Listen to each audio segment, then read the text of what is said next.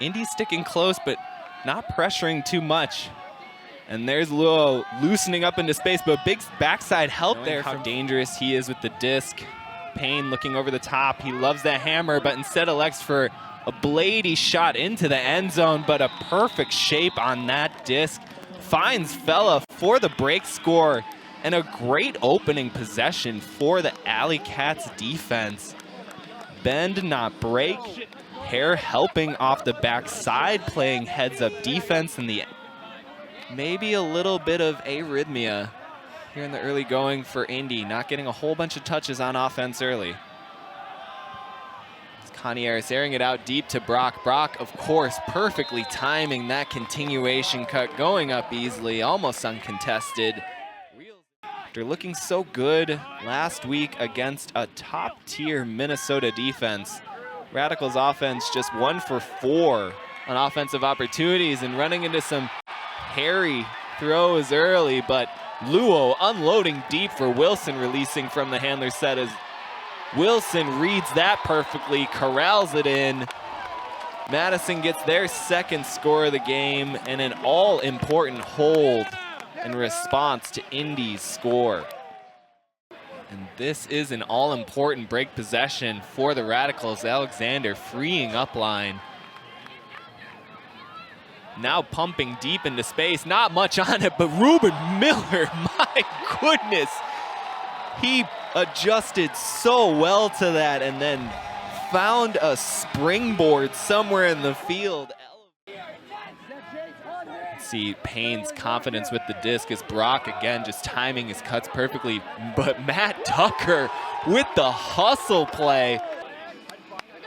With some offensive consistency, Indy one of the better converting teams, but that often is owed to their home games being played indoors. Indy's offense is a beast, especially their throws. They just take on a special quality. And speaking of throws, Goldenberg trying a tight window low throw that does not get through, and AlleyCats pick up just 20 yards outside the end zone. Payne once again initiating the D-line counterattack for the AlleyCats. So lights start to come on here at Bree Stevens. Big crowd once again in the Capital City Ultimate. A big around throw finds Hare. He's ecstatic, obliges with the big spike. AlleyCats push their lead back to 3, 6-3, with just under 5 to play here in the first half. Madison looking for solutions to try to get the disc in the end zone as Eric Blaze takes it over, rips it into space for Kelson Alexander. He's gonna have to go get, and he does! What a play from the longtime Radicals veteran, Kelson Alexander, returning to the team. Madison, I believe, with still 1 timeout remaining, if not 2. KPS looking up line for Marks. Backside defender coming over, but Marks elevating big with the right hand. He's pumped up. Big body bumps from Ruben Miller. Sideline explodes. Radicals flag going up. Break horn sounding. Madison's crowd starting to do the fake countdown, see if any AlleyCats player falls for it. Kaish with the disc, getting double teamed, shooting for the end zone. Wom in the area, looking to smack it down, but nobody gets a body on Xavier Payne, and he comes up with it as the Madison crowd and the Radical sideline is stunned.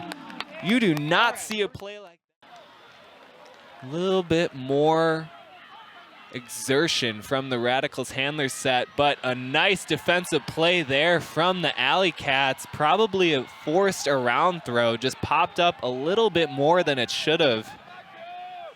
And Mason Zetch getting the hand on it. Second-year player here for the AlleyCats. Big challenge bid. I don't know if Coolidge actually got a hand on it, but he definitely affected Indy's player ability. But I'm going to change that here in the second half. Set play. Nice, easy isolation goal for Kanaki at the front of the stack. Caniaris sprinting up line. Great gainer there from Caniaris. But a questionable decision to dump, and KPS gets a hand on it, looking to start the transition quickly. Up to Kelson Alexander, bodies flying all around, but Madison gets the break and the tie. We're knotted at 9s. The crowd comes alive here in the stands, and McCoskey fired up. You knew it was going to be a tight one, and it has not surprised nor upset. Big crossfield shot, but that's not going to quite have the right bend, but somehow Brock underneath of it backhands it into play, but it won't find Xavier Payne. A terrific effort there from Brock to even keep that disc alive. But a questionable shot from Indy, their first missed huck of the game. Looking for a cross-field possible end zone shot. Couldn't quite make out what the intention was, but KPS, no doubt about it, as Ruben Miller, what a catch there to bring that in. That was a heat missile from KPS over the top. And Radicals with 2 straight breaks take their first lead here of the game with 6:07 left to play in the third quarter. That diamond earring is sparkling.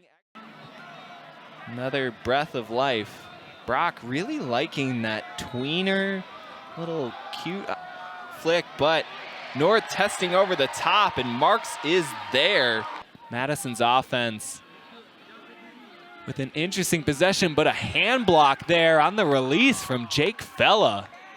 You can see defenders peeking to that backside Fletcher Hare, back of the end zone. But Indy doing a good job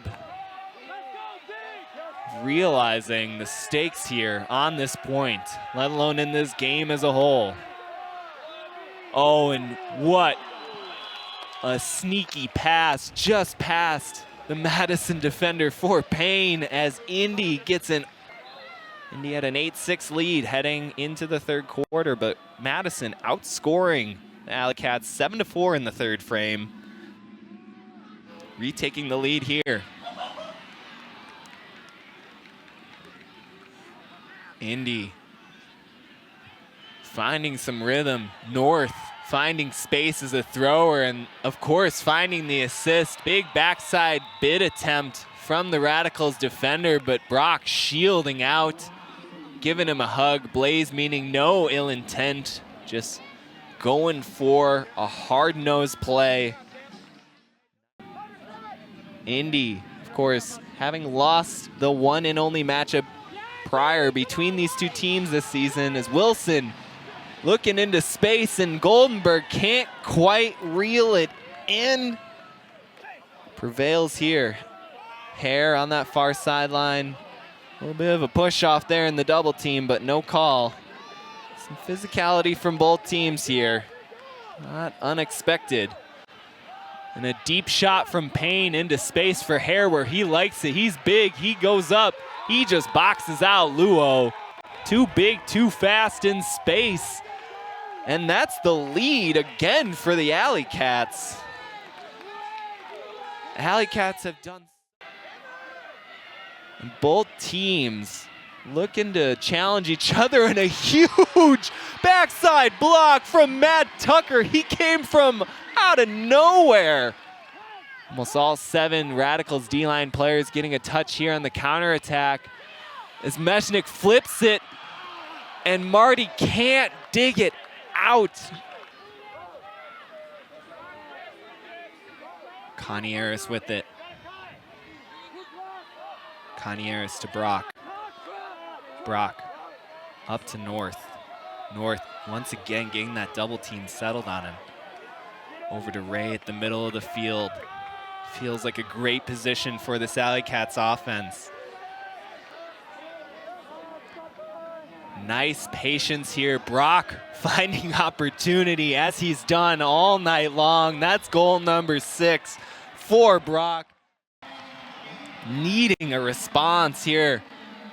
Just under a minute to play here in regulation. Madison's season essentially coming down, and a miscommunication. Xavier Payne picks off the throw, and a quick timeout for Indy as their sideline is fired up. Madison, hands on their hips. They would also win the season series in point differential. Connieris reels in the opening pass out of the timeout. Looking for a foul call. None taken from the ref as Jacobs gets the disc, fires over into space. And that's the 2-goal lead for Indy to Kaish. Run something in order to get this game tied back up. We're ticking under 20 seconds. Radicals taking a bit too long here. There you go. Easy hammer over the top. Finds Kanaki. Matt Tucker hustling down, slapping down that disc, ready to get into position for this all-important double team as Carter Ray sets to pick up. Madison got the crowd at its back.